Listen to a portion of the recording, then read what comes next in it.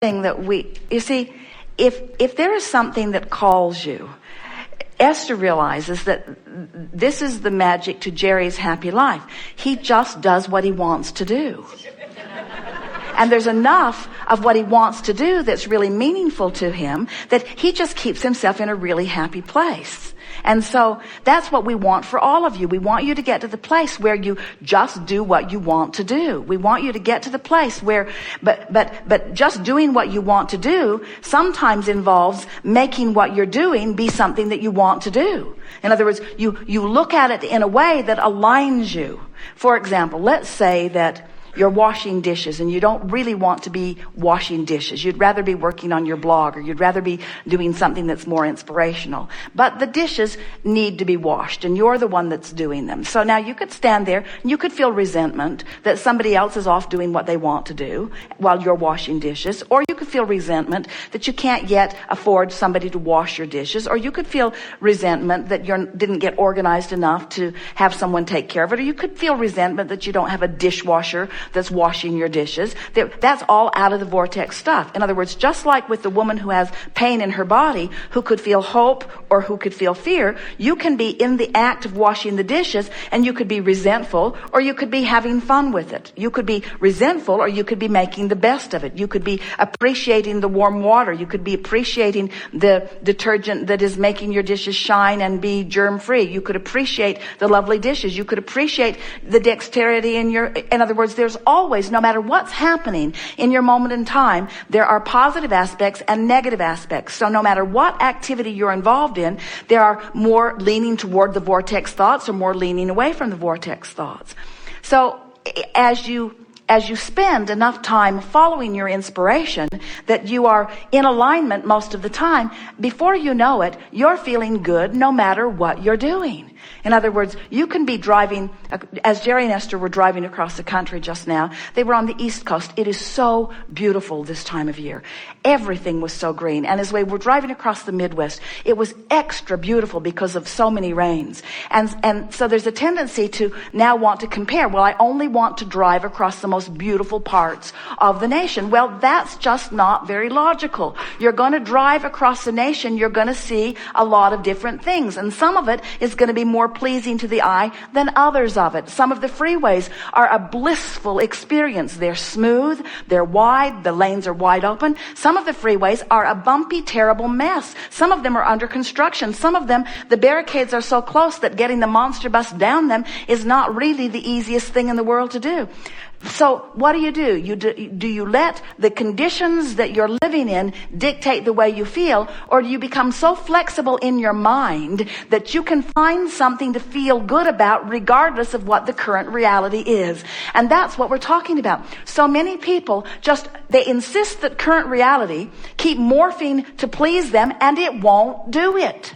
That's why the older you get, the more you complain. If you are expecting the current reality to morph to please you, you have to find the decision within yourself that you are going to find pleasing thoughts. You're going to follow your bliss. You're going to look for it, and sometimes you have to look harder for it than others. Sometimes you have to be more determined to find it than others. Sometimes it's just easy.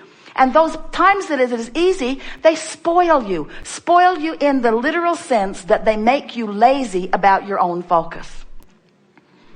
And so it's what we're saying to everyone. If you have to have a perfectly healthy body before you feel good, you're in trouble.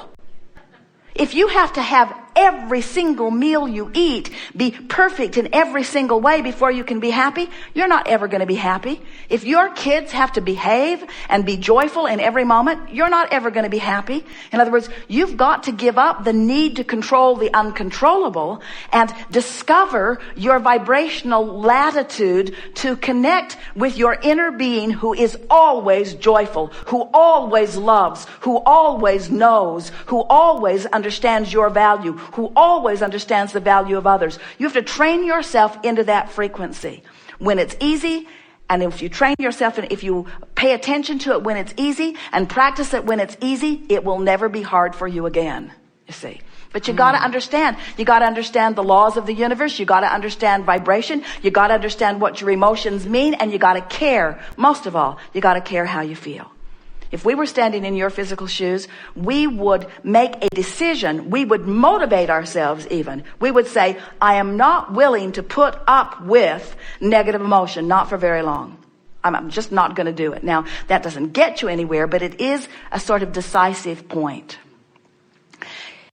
You start putting in things that feel good when you think about them. Okay. There's a distinction.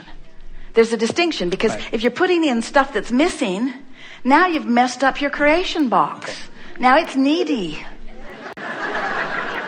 You see? Okay. So what you're putting in the creation box are things that feel good when you think about them. That's what you put in there. You put rainbows in there, and you put good feeling bodies in there, and you put blissful states of being in there, and you put magnificent things that make you feel good when you look at them.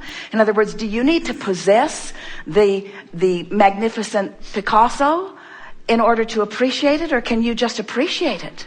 Jerry and Esther have a beautiful new house in Texas now that is ready to live in after many, many years of coming about.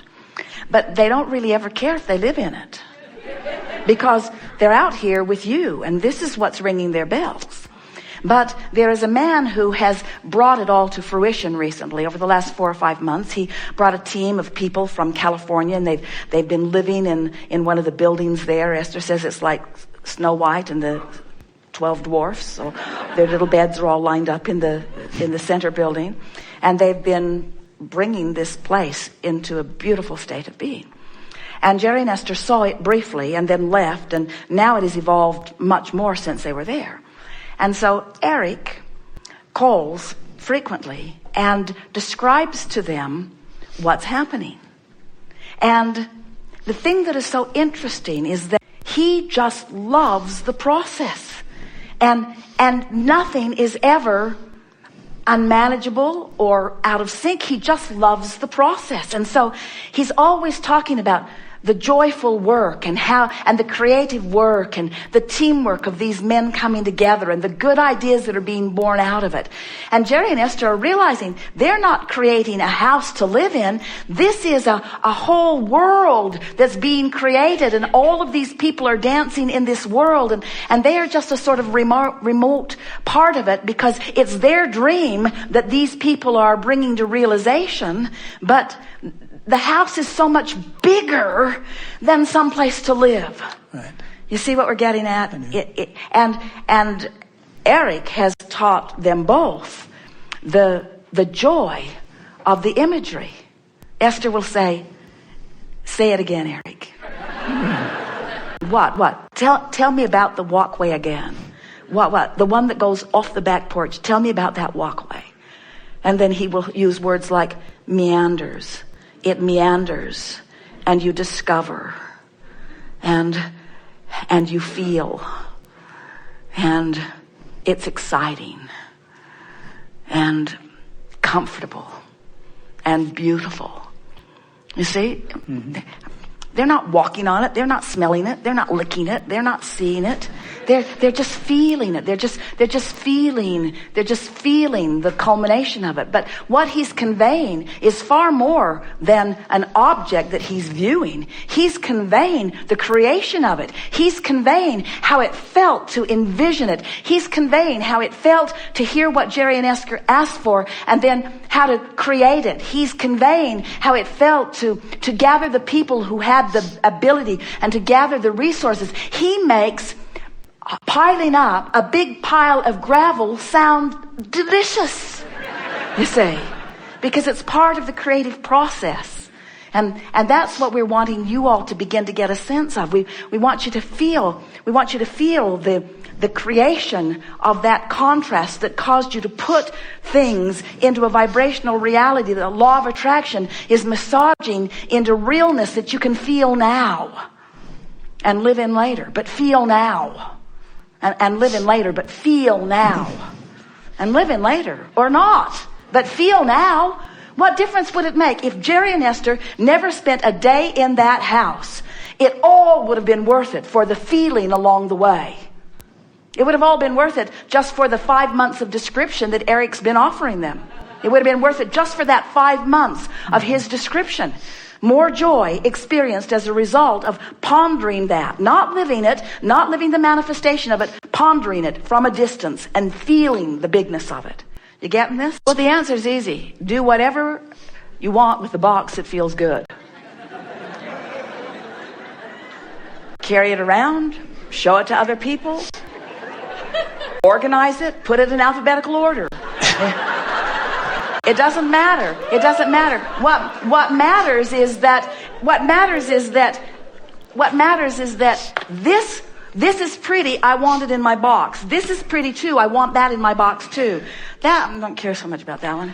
That, in other words, I want it in my box. I want that in my box. I want happy grandchildren in my box. I want a cooperative government who understands that it is a diverse span of interests and beliefs, who have the ability to cooperatively work together to bring the best out of everybody. I want that in my vortex. In my vortex, I want technology that solves the current issues of the day. I put that in my box. I have to figure out how to get there. I just want it. Whatever that looks like, I'll put it in my box. If it looks like clear water, oh, here's a picture of clear water. If it looks like happy, oil-free dolphin, oh, here's one. I'll put that in my box.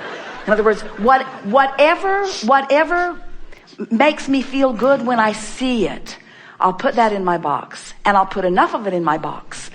I'll put such an avalanche of good feeling things in my box that I'll need a lot of boxes. And so I'll just have somebody pick them up and put them someplace else. And in other words, you'll have more boxes than you really want, and maybe you'll be able to let go of the boxes in time. We just want you to find a way of making the focusing on the good feeling things be something that you do for the joy of it, not for the benefit of it, not for the manifestational benefit of it. You're putting it in the box because it felt good to find it. It felt good to think about it. It felt good to see the color in that rug, whether I ever buy it or not. It felt good to imagine that rug on my floor, whether it ever is on my floor or not. It felt good to look at the curves on that woman's body if I ever make love to her or not. It felt good to look at the curves on that woman's body if it ever becomes my body or not.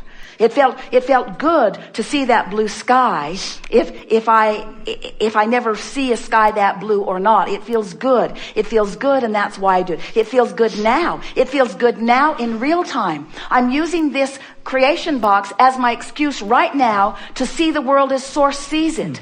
Because when I use something as my excuse to see the world as Source sees it, now I'm in alignment with Source, and now every cell in my body is vibrationally being allowed the fullness of what it requests. Oh, that's another thing worth talking about. So we've been talking about this vortex all day. This vortex, this vortex, this vortex. Do you know that all of the trillions of cells of your body, each and every one of them has a vortex?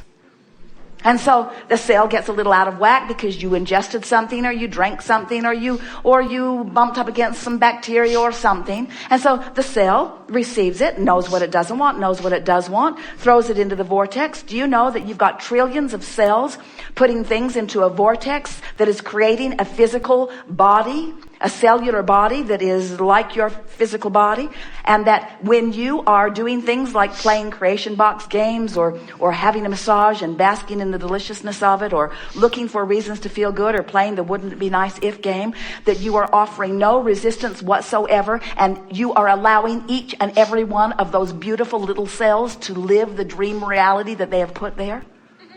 Seriously, we're not kidding you. Your cells know how to create a perfect body. But if you're ornery, you're not letting them have the body that they've put into their vortex. And then you're sick, you see.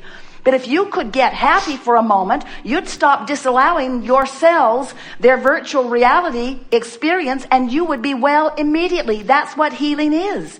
Healing is the lifting of resistance and the allowing of the alignment with the real experience that is in the vortex.